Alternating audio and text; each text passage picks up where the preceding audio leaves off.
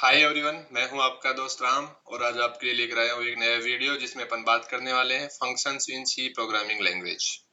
Functions क्या होते हैं, ये कौन कौन से टाइप्स के होते हैं, जैसे यूजर डिफाइंड फंक्शंस है, लाइब्रेरी फंक्शंस है, राइट। इनका डिक्लेरेशन डेफिनेशन, इनको कैसे कॉल करते हैं, कैसे इसमें पैरामीटर्स अपन पास करते हैं। सो ये अपन इस वीडियो में डिटेल में देखने वाले हैं, तो आप वीडियो को लास्ट तक देखना।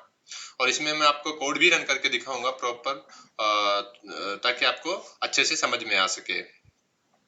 तो अपन वीडियो स्टार्ट करें उससे पहले देख लेते हैं थोड़ा सा कि पिछले वीडियोस में इस सीरीज जो कि सी प्रोग्रामिंग लैंग्वेज है, जिसमें अपन सी प्रोग्रामिंग लैंग्वेज सीख रहे हैं, इसमें मैंने बहुत सारे टॉपिक्स कवर कर लिए हैं। तो आप वो वाले वीडियोस भी जाकर देख सकते हो, जिसमें जैसे वेरिएबल्स हैं, राइट। वेरिएबल का डिक्लेरेशन कैसे होता है, उनको डिफाइन कैसे करते हैं, राइट। उनको इनिशियलाइज कैसे करते हैं, जंप स्टेटमेंट्स मैंने कवर किए हैं अभी लास्ट वाले वीडियो में। तो आप वो वाले भी देख सकते हो, जिसमें मैंने ब्रेक के बारे में बताया है, कंटिन्यू के बारे में बताया है, गो टू, रिटर्न, इनको कैसे यूज करते हैं, इनके एडवांटेज डिसएडवांटेज पूरा डिटेल में कवर किया है।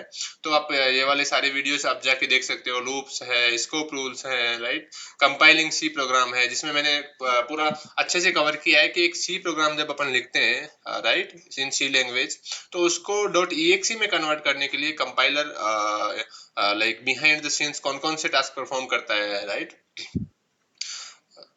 तो ये डिटेल में मैंने एक्सप्लेन किया है वहां पे, तो आप वो वाला जाके देख सकते हो, जिसमें मैंने प्री प्रोसेसर क्या होता है ये वाला बताया, कंपाइलर क्या होता है, असेंबलर क्या होता है, लिंकर क्या होता है, ये डिटेल में मैंने कवर किया है। तो आप वो वाले सारे वीडियोस जाके देख सकते हो अगर आप डायरेक्टली ये वाला वीडियो देख रहे हैं तो, राइट।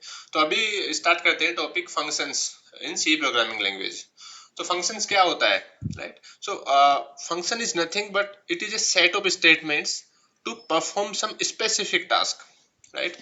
अभी क्या होता है इसमें, अगर अपने को मान लो कोई टास्क परफॉर्म करवाना है, तो एक line by line upon code लिखते हैं, राइट। तो उस कोड में अगर उसको वो अगर किसी पर्टिकुलर टास्क को परफॉर्म करने के लिए है, तो उस स्पेसिफिक कोड को अपन किसी फंक्शन में डाल सकते हैं। और फंक्शन को क्या करते हैं, ब्लॉक है ये, right. Code of set of statements है। तो मैं इसको डिटेल में बताऊंगा अभी। तो इसमें provides modularity and code reusability, right. तो इसमें क्या करते हैं, अभी अभी मान लो अपना ये प्रोग्राम है, राइट, ये .c फाइल है, राइट। तो इसमें line by line upon code लिखते हैं। पर अगर यहीं से अपन कुछ यहाँ पे मान लो ये वाला जो सेट ऑफ कोड है, इसको निकाल के अपन सेम फाइल में किसी दूसरी फाइल में कहीं भी डिफाइन कर सकते हैं, और इसको अपन एक पर्टिकुलर नेम दे देते हैं, राइट। तो ये क्या हो जाएगा, एक फंक्शन हो जाएगा। इसका तरीके हैं, इसके रूल्स हैं कि इसको कैसे डिफाइन करते हैं, डिक्लेयर करते हैं, कैसे कॉल करते हैं। तो अभी मैं बता रहा हूँ वो। तो इसमें ये हो गया दूसरा, right, enclosed with braces, right. तो इसका जो ये कोड है, ये ब्लॉक ऑफ कोड है,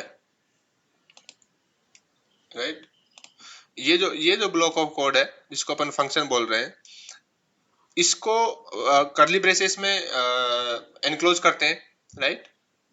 और दूसरा, इसका कुछ स्पेसिफिक नाम देते हैं, और ये कुछ स्पेसिफिक टास्क को परफॉर्म करने के लिए, ऑपरेशन को परफॉर्म करने के लिए ही अपन इसको रखते हैं।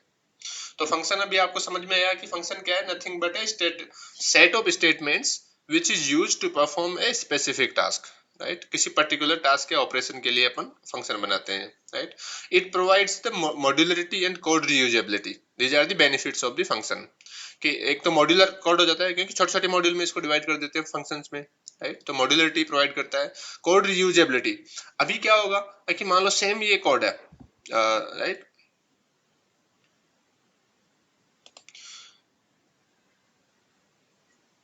यहाँ से, तो इस सेम जो पीस ऑफ कोड है ये वाला, राइट। तो इसको अगर मान लो कि अपने को पूरे प्रोग्राम में, पूरे एप्लीकेशन में कई बार अपने को कॉल करना है, तो क्या करना पड़ेगा, either we have to write it again, like same same code अपने को अगेन एंड अगेन डालना पड़ेगा, राइट, राइट। ये वाला जैसे यहाँ पे डाला अपन ने, फिर अपने को बाद में जरूरत पड़ी तो यहाँ पे डाला, फिर वापस से same line of code, right. तो उसके तो इसको अवॉइड करने के लिए क्या करेंगे अपन, कोड रीयूजेबिलिटी, मतलब फंक्शन इसको एक बार डिफाइन कर दिया, राइट। तो उसके बाद में कहीं से भी, यहाँ से मान लो इस फाइल में अपने को यूज करना है इस फंक्शन को, तो यहाँ से इसको डायरेक्ट कॉल करेंगे अपन, राइट। तो इसको मतलब बार बार अपने को लिखना नहीं पड़ेगा। तो ये इसका एक बेनिफिट है, कोड रीयूजेबिलिटी प्रोवाइड कराता है ये, राइट। तो इसको कैसे करेंगे वो देखेंगे। अब इसमें इसके 3 स्टेप्स रहते हैं। पहला है कि function declaration, then function definition और फंक्शन कॉल्स।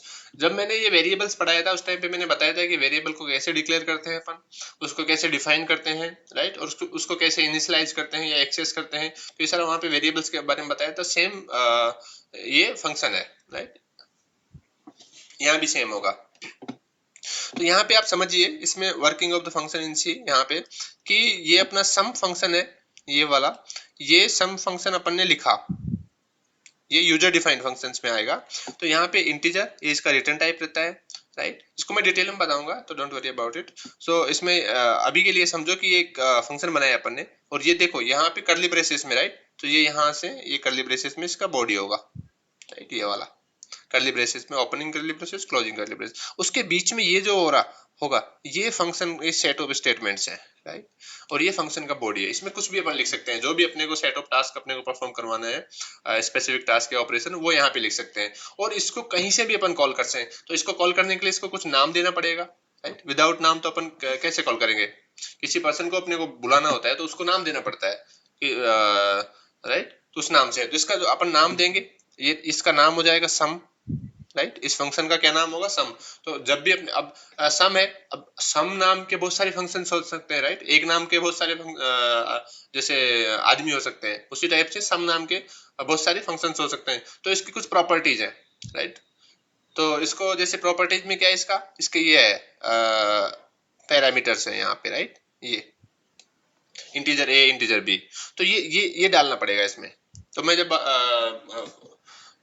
तो यहाँ पे ये हो गया इंटीजर ए इंटीजर बी, और ये यहाँ पे ये इस ब्रैकेट में डालते हैं ये। तो ये इसके पैरामीटर्स हैं कि सम नाम का फंक्शन विथ 2 पैरामीटर वो इनपुट ले रहा है, वो वाला सेट ऑफ जो स्टेटमेंट्स है, वो कोड ब्लॉक है, वो अपने को कॉल करना है, ये कंपाइलर को बताता है। दूसरा, इसका फिर रिटर्न टाइप भी रहता है यहाँ पे, राइट, कि ये क्या रिटर्न करता है, इस ब्लॉक से अपने को क्या रिटर्न मिलता है। जब मैंने जंप स्टेटमेंट्स बताया तो वहां पे रिटर्न बताया था आपको, राइट, तो रिटर्न मतलब इस कोड ब्लॉक से क्या रिटर्न हो रहा है, ये वाला, राइट, ये रिटर्न, तो ये बताता है।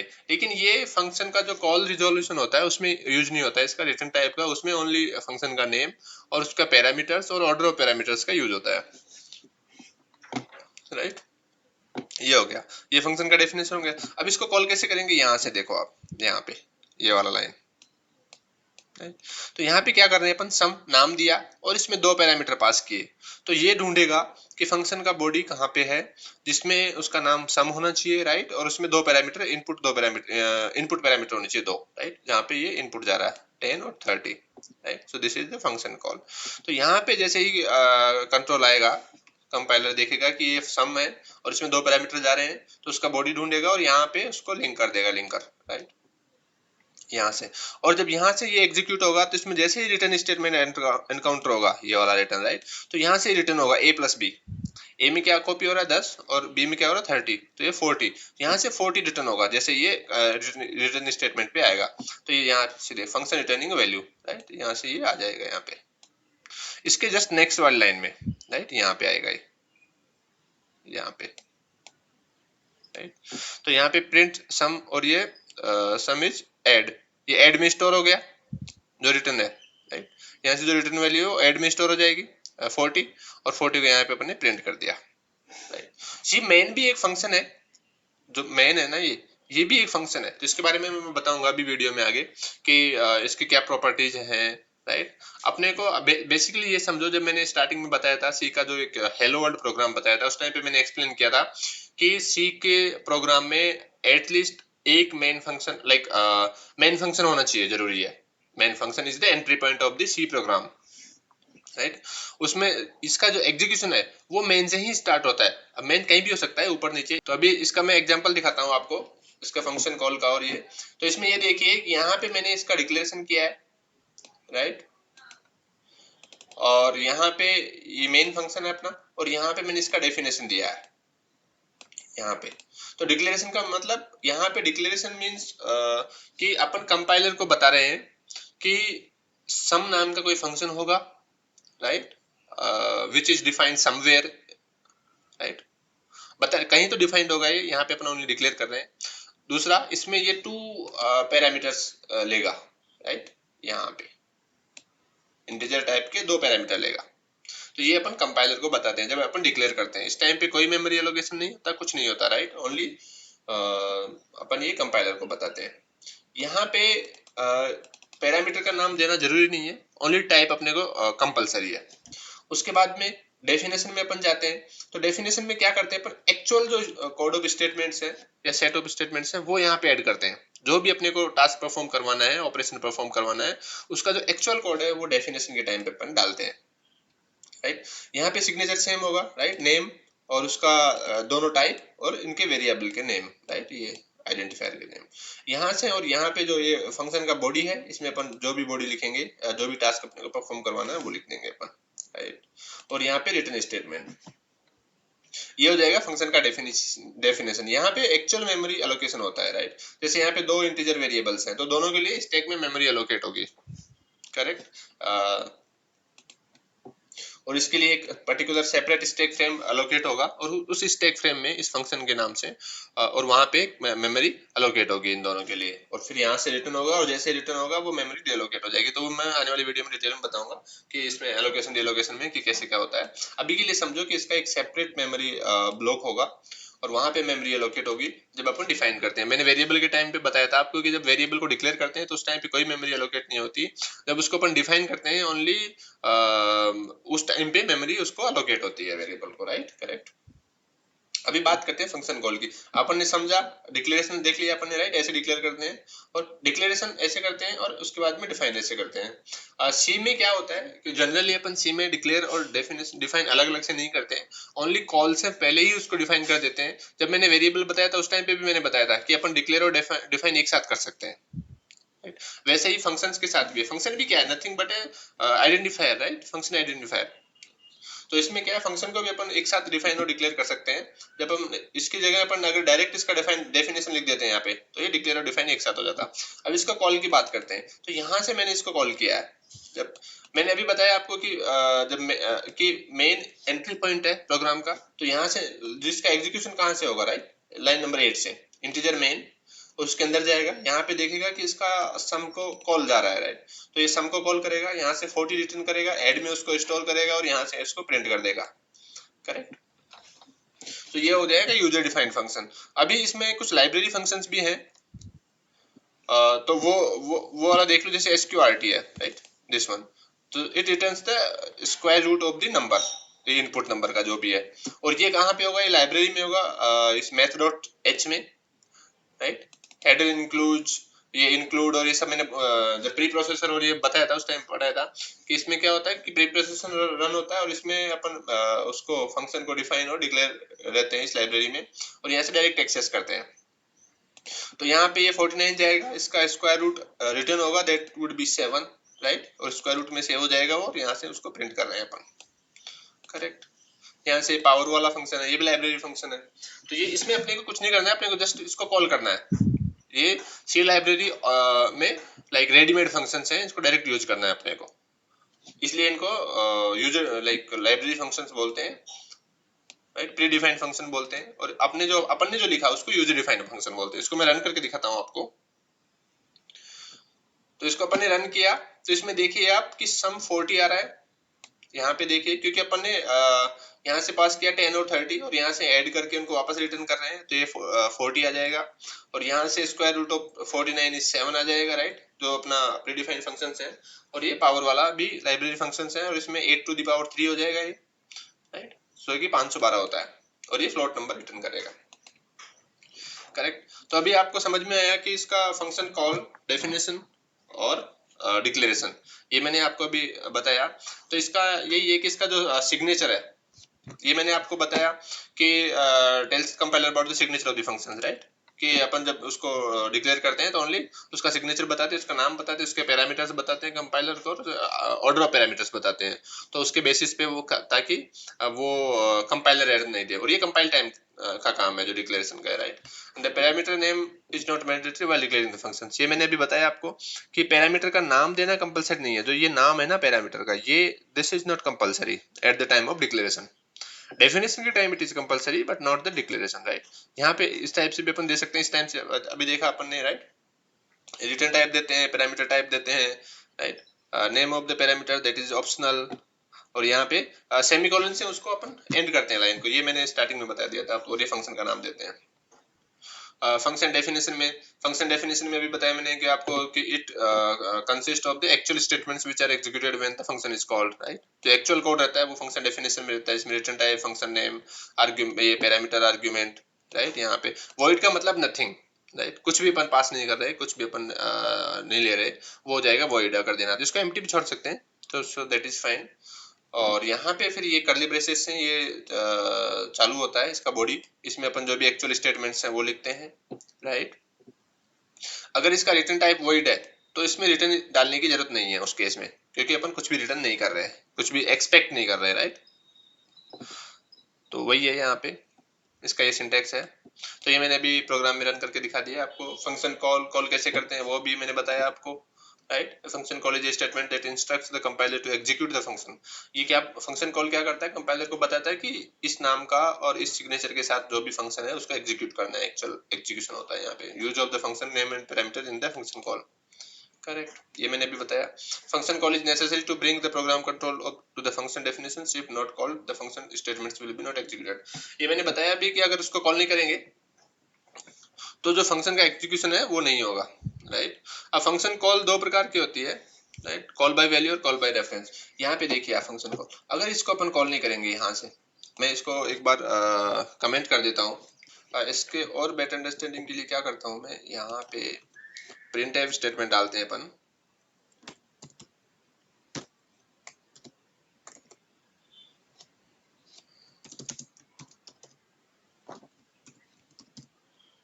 राइट।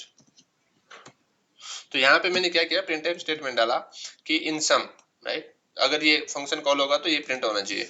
लेकिन यहाँ पे अब इसको रन करता हूँ मैं, अगर इसको कॉल नहीं किया अपन ने तो ये इसका एग्जीक्यूशन नहीं होगा, इसमें कंट्रोल स्टेटमेंट नहीं आएगा और ये एग्जीक्यूट नहीं होगा, राइट, कुछ भी प्रिंट नहीं हुआ, समझे। अभी मैं आपको एक और इसमें वेरिएशन दिखाता हूँ कि अपन इसका डिक्लेरेशन और डेफिनेशन, अभी अपने अलग अलग किया था यहाँ पे। अभी यहाँ पे देखिए मैंने उसका जो डिक्लेरेशन था उसको हटा दिया और यहाँ पे डायरेक्ट मतलब डेफिनेशन डाल दिया, यहाँ पे इसको डायरेक्ट डिफाइन कर दिया।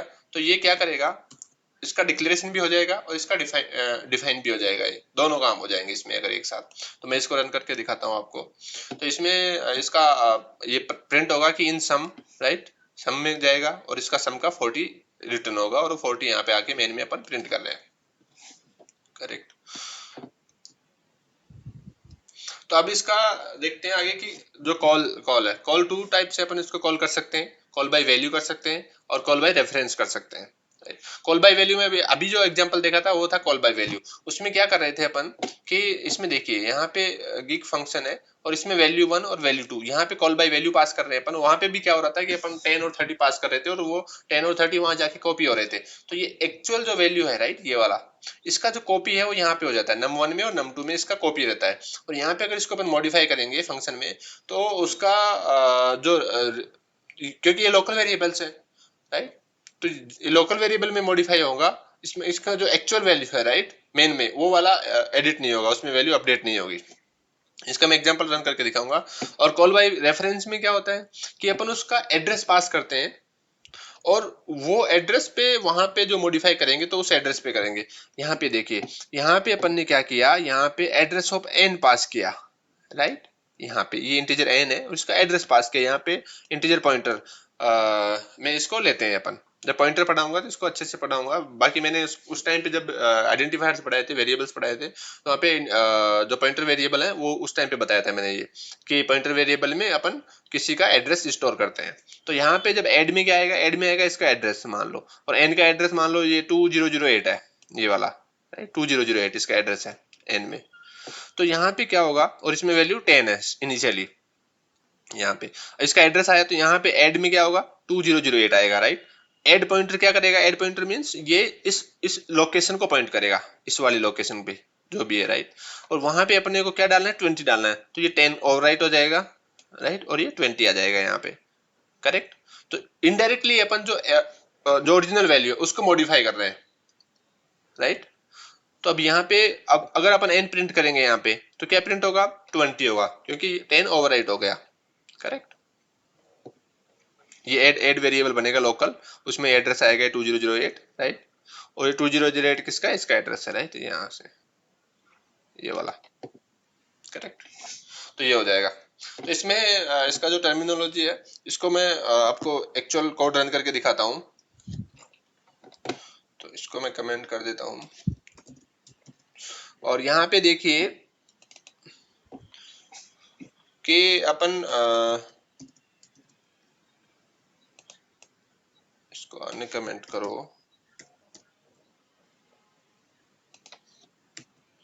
राइट।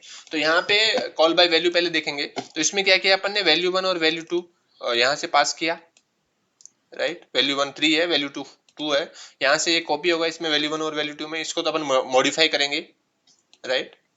और मॉडिफाई करने के बाद में मैं यहाँ पे इसको रिवर्स कर रहा हूँ कि टेम्प में लिया इसको, और यहाँ से अपन इसको राइट, और यहाँ पे वैल्यू 1 को अपन टेम्प में ले लिया, और वैल्यू 1 में वैल्यू 2 डाल दिया, और वैल्यू 2 में टेम्प डाल दिया, यानी कि इनको स्वैप कर रहे हैं अपन बेसिकली।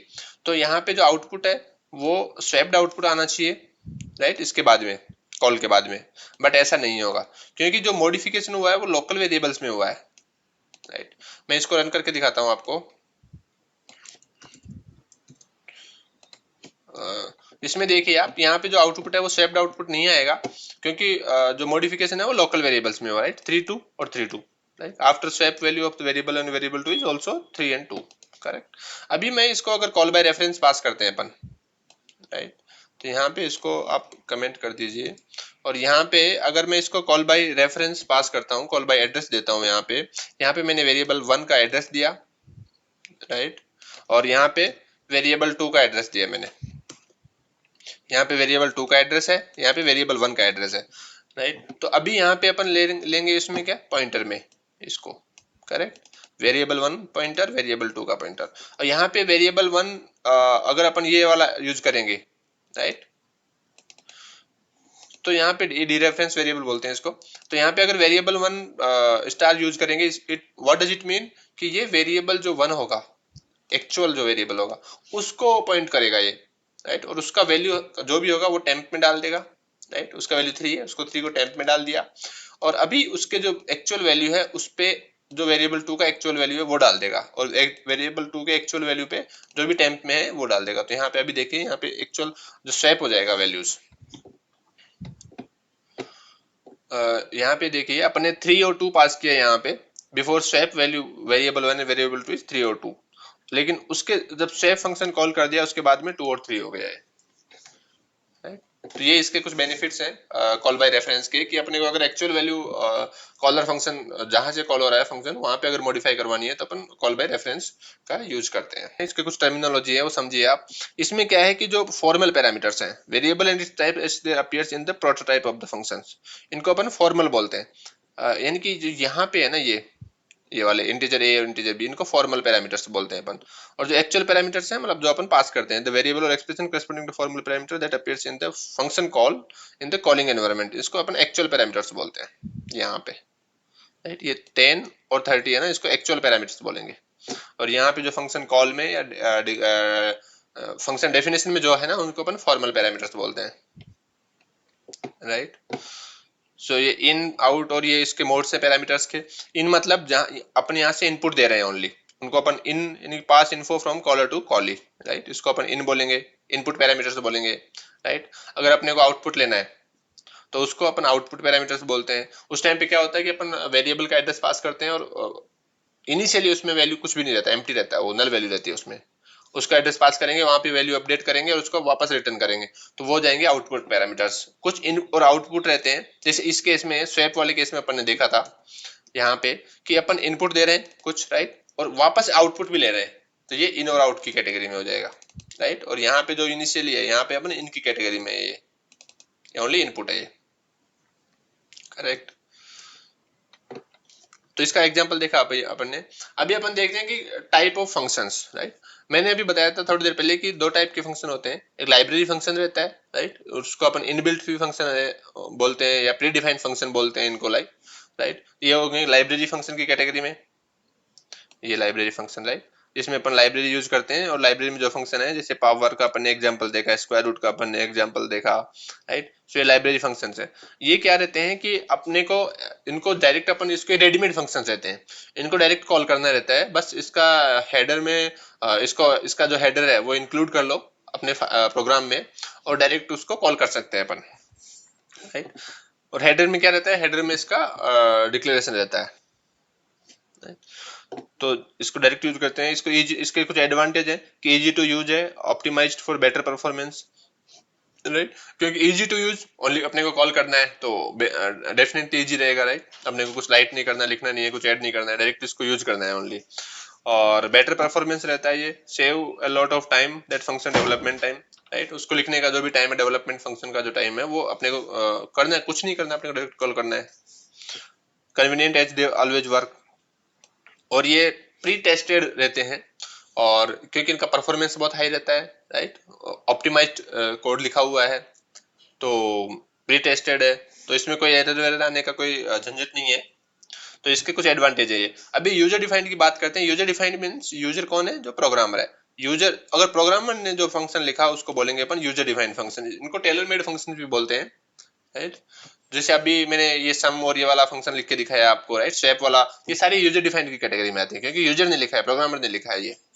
और इसके कुछ एडवांटेज क्या है, क्योंकि जो प्री डिफाइंड है उनमें लिमिटेड फंक्शनलिटी है। अब यूजर डिफाइंड में अपन अपने हिसाब से जो भी टास्क परफॉर्म करवाना है, जो भी ऑपरेशन परफॉर्म करवाना है, तो वो अपन अपने हिसाब से उसको मॉडिफाई कर सकते हैं, उसको एडजस्ट कर सकते हैं, उसको लिख सकते हैं, right. Changeable function can be modified as per need, right. Requirement के हिसाब से अपन उसको कैसे भी अपडेट कर सकते हैं, मॉडिफाई कर सकते हैं, जो यूजर डिफाइंड फंक्शंस है। बट ऐसा अपन लाइब्रेरी फंक्शंस के साथ नहीं कर सकते हैं। The code of this functions is reusable in other programs, दूसरे प्रोग्राम्स में इसको यूज कर सकते हैं। These functions are easy to understand and debug and maintain, क्योंकि अपने को पता है, प्रोग्रामर को पता है, प्रोग्राम में अपने हिसाब से कमेंट डाल सकता है, राइट। उसको डिबग कर सकता है, उसको समझ सकता है, क्योंकि खुद ने लिखा है तो इजीली समझ अंडरस्टैंडेबल रहेगा, करेक्ट। तो ये इसके कुछ बेनिफिट्स हैं। सो दो टाइप के फंक्शंस, अगर कोई पूछे कि फंक्शन कितने टाइप के होते हैं इन सी में, तो यूजर डिफाइंड फंक्शंस और लाइब्रेरी फंक्शंस या प्री डिफाइंड फंक्शंस। अभी मेन फंक्शंस की बात करते हैं अपन। जो फंक्शन का जो प्रोग्राम का जो एंट्री पॉइंट रहता है इन सी प्रोग्रामिंग लैंग्वेज, वो है मेन फंक्शन के थ्रू जाता है। सी, सी प्लस प्लस और जावा में इसका जो प्रोग्रामिंग है उसका इंटीग्रल पार्ट है मेन फंक्शन, राइट। क्योंकि वो इसका एंट्री, प्रोग्राम का ही एंट्री पॉइंट रहता है, entry point of a program where the execution of the program starts, right. It is a user defined function that is mandatory for the execution of the program। तो main function अपने को लिखना पड़ता है, ये library का function नहीं है कि भाई किसी लाइब्रेरी में हो और वहां से डायरेक्ट यूज करना है, नहीं। मेन फंक्शन अपने को लिखना पड़ेगा, इसका फिक्स सिग्नेचर है, राइट। तो ये अपन लिखते हैं, प्रोग्रामर लिखता है इसको, इसलिए यूजर डिफाइंड की कैटेगरी में आएगा मेन फंक्शन। तो इसमें कंफ्यूज होने का जरूरत नहीं है कि मेन फंक्शन यूजर डिफाइंड है, लाइब्रेरी है, क्योंकि यूजर लिख रहा है, प्रोग्रामर इसको लिख रहा है, तो ये यूजर डिफाइंड की कैटेगरी में आएगा, राइट। इसका जो सिंटेक्स है कि क्या लिखते हैं, फंक्शन का सिंटेक्स मैंने भी बताया आपको, रिटर्न टाइप लिखते हैं, फिर उसका नेम लिखते हैं, फंक्शन का नेम, और फिर ब्रैकेट में पैरामीटर्स लिखते हैं यहाँ पे, राइट। यहाँ पे पैरामीटर्स लिखते हैं, जो भी अपने को पास करना है, नहीं करना है। तो ये इसका सिंटेक्स सेम है, वही सेम है, लेकिन यहाँ पे मेन फंक्शन है, इसलिए यहाँ पे ये जो नेम है ना फंक्शन का, ये फिक्स है, MAIN, और ये स्मॉल लेटर में होगा, राइट। क्योंकि केस सेंसिटिव है सी लैंग्वेज, तो ये स्मॉल लेटर में होगा मेन, और ये फिक्स है। बाकी पैरामीटर्स, पैरामीटर्स भी इसका फिक्स है, और इसका रिटर्न टाइप भी फिक्स है।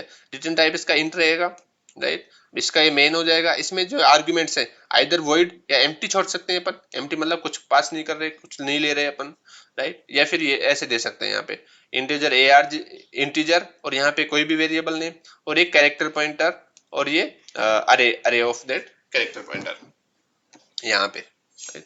तो यहाँ पे देखिए ये भी करेक्ट है, इंटीजर मेन, और इंट मेन वॉइड, ये भी करेक्ट है, राइट। क्योंकि यहाँ पे कुछ भी पास नहीं कर रहे अपन, कुछ भी नहीं ले रहे, एक्सपेक्ट नहीं कर रहे, right? कुछ कंपाइलर्स में ये सपोर्टेड है, ये विदाउट रिटर्न टाइप और ये वॉइड वाला, राइट। ये भी कुछ कुछ कंपाइलर में सपोर्टेड है, बट जो बेसिकली अपने को जो प्रेफर करना है वो ये है कि यहाँ पे इसका रिटर्न टाइप इंट होना चाहिए, और ये यहाँ पे अगर वॉइड देते हैं अपन तो भी चलेगा, और विदाउट वॉइड भी चलेगा। या फिर अपन ऐसे आर्ग्यूमेंट्स दे सकते हैं यहाँ पे, इंटीजर देन वेरिएबल का नेम argc, ये बताता है कि नंबर ऑफ आर्ग्यूमेंट्स कितने पास हो रहे हैं, और वो जो सारे आर्ग्यूमेंट्स हैं वो इसमें ये कैरेक्टर एरे है, इसमें एज ए स्ट्रिंग स्टोर हो जाते हैं। मैं इसको आपको अभी रन करके दिखाऊंगा, इसके जो पॉइंट्स हैं। It is the function where the program execution starts, ये भी बताया मैंने आपको। Every program has exactly one main function, एक से ज्यादा मेन फंक्शन नहीं हो सकते किसी भी प्रोग्राम में, करेक्ट। अदरवाइज एम्बिग्यूटी आएगी और कंपाइल टाइम एरर दे देगा, उसको पता नहीं चलेगा कि कहाँ से एंट्री करना है। तो और एटलीस्ट एक मेन फंक्शन होना चाहिए, right. The name of the function should be main, अभी मैंने बताया, right, not anything else. The main function always returns a integer value और void, आइदर ये इंटीजर रिटर्न करेगा या void रिटर्न करेगा। इसको अपन इंटीजर या void रख सकते हैं, बट इसको इंटीजर ही रखो, right. The main function is called by operating system, not the user. और इसका जो कॉल है वो अपन नहीं करते, इसको ऑपरेटिंग सिस्टम अपने आप कॉल करता है, क्योंकि ये एंट्री पॉइंट है प्रोग्राम का, तो ऑपरेटिंग सिस्टम से इसको कॉल जाता है। उसका जो रिटर्न वैल्यू है वो बताता है कि अपना जो प्रोग्राम है वो सक्सेस हुआ है या फेल हुआ है, राइट। तो मैं इसका प्रोग्राम रन करके दिखाता हूँ अभी आपको। मेन फंक्शन में अपन ने क्या किया कि ये दो आर्गुमेंट लिए अपन ने यहाँ पे, राइट। ये रिटर्न टाइप इसका इंटीजर लिखा मैंने, ये मेन लिखा, और यहाँ पे integer argc, so that will like tell us the count of the arguments, number of arguments कितने ले रहे हैं वो। दूसरा argv है, ये कैरेक्टर अरे, कैरेक्टर पॉइंटर का अरे है, इसमें जो भी अपने इनपुट पैरामीटर्स हैं, राइट, आर्गुमेंट्स है, वो स्टोर होंगे। तो यहाँ पे मैं इनको सबको प्रिंट कर रहा हूँ। द वैल्यू यहाँ पे हो रहा है कि कितने पैरामीटर्स आए यहाँ पे वो, राइट, और यहाँ पे उनका एक्चुअल जो वैल्यू है वो। यहाँ पे मैंने क्या किया इसमें विजुअल स्टूडियो में, इसके लिए अगर अपने को यूजर डिफाइंड मतलब कमांड लाइन आर्ग्यूमेंट देने हैं, तो प्रोजेक्ट में जाके और यहाँ पे प्रॉपर्टीज में जाके आप देख सकते हो यहाँ पे कमांड लाइन आर्ग्यूमेंट्स, मैंने यहाँ पे क्या दिया, this is command line argument, और यहाँ पे स्पेस सेपरेटेड रहते हैं, राइट। अगर मैं इसको डबल कोट में कर देता हूं तो ये एक ही स्ट्रिंग काउंट होगा ये, राइट। और अभी यहाँ पे दो नंबर ऑफ आर्गुमेंट्स कितने आएंगे, दो, क्योंकि जो एक एक जो इनिशियली बाय डिफॉल्ट इसमें जो exe है उसका पाथ आएगा। तो मैं इसको रन करके दिखाता हूँ आपको, और इसमें दो नंबर ऑफ आर्गुमेंट्स दो आएंगे, राइट। यहाँ पे देखिए दो आए, और जो पहला वाला आर्गुमेंट है वो बाय डिफॉल्ट है, और ये कंपाइलर अपने आप देता है इसमें, और ये exe का पाथ देता है, राइट। जो exe फंक्शन डॉट exe बना अपना कंपाइलेशन के बाद में, उसका पाथ देता है, और जो सेकंड वाला आर्गुमेंट जो अपन ने दिया है, right, this is the command line argument. अगर मैं इसको डबल कोट में नहीं करता तो क्या होता है कि स्पेस से सेपरेट हो जाता, वो भी मैं आपको दिखा देता हूँ कि इसमें स्पेस से सेपरेट रहता है, राइट।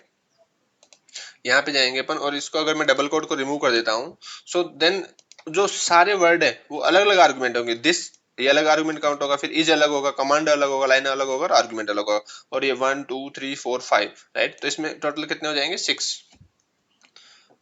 यहाँ पे देखिए 6, राइट, नंबर ऑफ आर्गुमेंट 6 है। ये पहला वाला जो exe का पाथ हो जाएगा, फिर जो दिस, फिर is, command line argument, correct. ये 6 आर्गुमेंट हो गए। तो ये हो गया तरीका कमांड लाइन आर्गुमेंट लेने का। अभी अगर ये हो जाएगा अपना यूजर डिफाइंड फंक्शन है, लेकिन इसको जो कॉल रहता है वो ऑपरेटिंग सिस्टम कॉल करता है, अपन इसको कहीं से कॉल नहीं कर रहे, करेक्ट। और यहाँ से अपन जिसको भी कॉल करना है, जैसे यहाँ पे मैंने फंक्शन ऐड किया है, यहाँ से रिटर्न 10 वैल्यू हो रही है यहाँ से, करेक्ट। तो यहाँ पे देखो, यहाँ पे वो यहाँ पे मैंने रिटर्न टाइप यूज नहीं किया, राइट, और यहाँ पे मैं वैल्यू रिटर्न कर रहा हूँ। तो इनके इंटीजर अगर वैल्यू है तो फाइन है, दैट इज फाइन, इसको सपोर्ट करता है कि अगर रिटर्न टाइप कुछ भी नहीं हो, वॉइड है, तब तो अपन रिटर्न कर ही नहीं सकते कुछ भी। लेकिन अगर कुछ ऐड नहीं किया अपन ने उस केस में, अगर वो इंटीजर रिटर्न कर रहा है तो दैट इज फाइन। तो मैं इसको रन करके दिखाता हूँ आपको, ये 10 प्रिंट करेगा। यहाँ पे देखिए ये 10 प्रिंट हो रहा है, करेक्ट।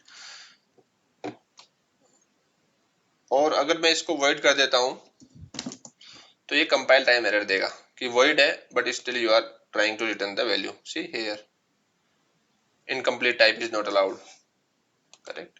तो ये कंपाइल टाइम एरर देता है अगर वॉइड है तो। और यहाँ पे अगर मैं इसको भी मैं रन करके दिखा देता हूँ आपको, कंपाइल टाइम एरर देगा ये, यहाँ पे सी बिल्ड एरर आ गई, यहाँ पे incomplete print F actual parameter है टाइप वॉइड पैरामीटर, राइट। सो ये वॉइड है, और मैं अगर इसको वॉइड नहीं करता हूँ तो अपन रिटर्न कर सकते हैं, बट ओनली इंटीजर। अगर यहाँ पे मैं स्ट्रिंग भी रिटर्न करूंगा ना तो भी ये एरर देगा। स्ट्रिंग के लिए यहाँ पे परसेंटेज ले लो और मैं इसको रन करता हूँ।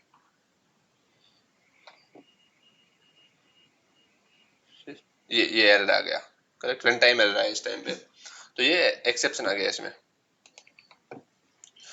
तो ये दिखाता है कि अपन इसमें stdio.h जो अपन ने इनपुट फाइल लिया ना उसका है ये।